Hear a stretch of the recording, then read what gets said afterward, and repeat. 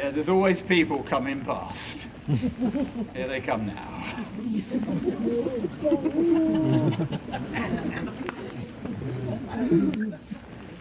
Okay, when we leave this doorstep here tonight, the very first house we walk past will be a tiny stone house.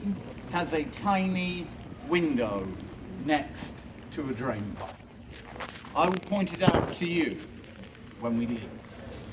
Now, our next story is once again about the ghost of a small child. Her ghost is often seen at that tiny window. She appears to have tears in her eyes, and she appears to be scratching at the glass. Now, that house has come to be known as the Plague House. The story goes back to the time of the plague.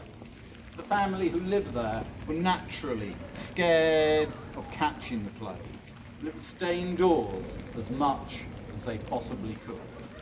They had a small daughter who they would send out to the markets to get provisions. And one night, the mother was tucking her small child into bed when she noticed that her daughter had developed large black boils beneath her eyes.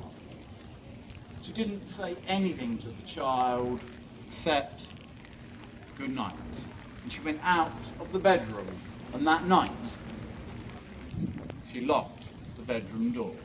She went downstairs to her husband, and together they decided that they would leave their home, that they would leave York, that they would leave behind their only child.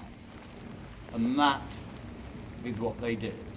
But before they left, they painted a large red cross on the door to warn people that the building was infected. But no doubt, the next day, the small child awoke. She would have gone to her bedroom door, but she would have found it locked. And no doubt, she would have called out for her mother. There would have been no answer. And surely she came to the tiny window to get the attention of passers-by. And I am sure that many people did see her. They would also have noticed the red cross on the door, and no one would have dared to enter. So this child, who had been deserted by her own parents, left a prisoner in her own bedroom, was left to die in pain and all alone. She is the most frequently seen ghost in York, often seen up to 10 times a year, sometimes a day, more often at night. People see a small child with blonde hair, crying, clawing at the window. Now, people go to the front of the house, they knock on the door, and they say, "Don't you know there is something the matter with your daughter?" But the people who live there now can only say, "I'm sorry, but we have no children." It's a very sad story. I choose to tell it here out of respect for the people who live in that tiny house now. People who live here,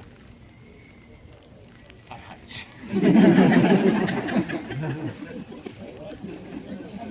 We're going to move away from here shortly, and next tonight we will hear York's most famous ghost story.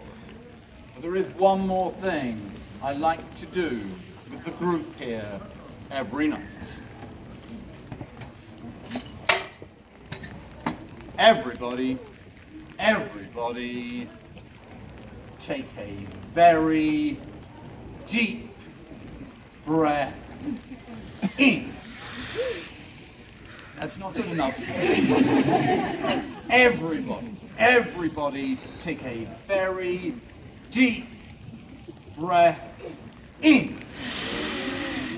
Hold it and listen.